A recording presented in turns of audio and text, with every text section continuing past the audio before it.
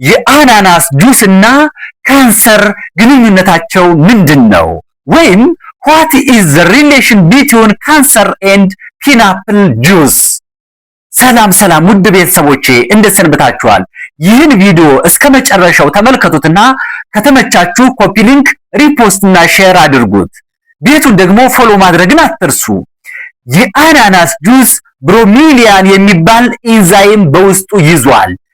ይህ ብሮሚሊያን የሚባለው ኢንዛይም የካንሰር ህዋሳትን እንዳይራቡ እንዲሁም ደግሞ እንዲሞቱ ያደርጋል። ወይም it induces apoptosis or it prevents proliferation of cancer cells ማለት ነው። ስለዚህ ይህን በማድረግ የአናናስ ጁስ ካንሰርን ይከላከላል ማለት ነው። በነገራችን ላይ አብዛኛው የአትክልት ውጤቶች ካንሰርን ይከላከላሉ።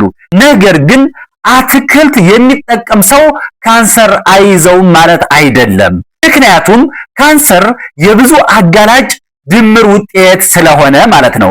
ነገር ግን አትክልት ከሚጠቀሙ ሰዎችና ከማይጠቀሙ ሰዎች በካንሰር የመጋለጥ እድላቸው ከፍ የሚለው አትክልት የማይጠቀሙ ሰዎች ናቸው ማለት ነው።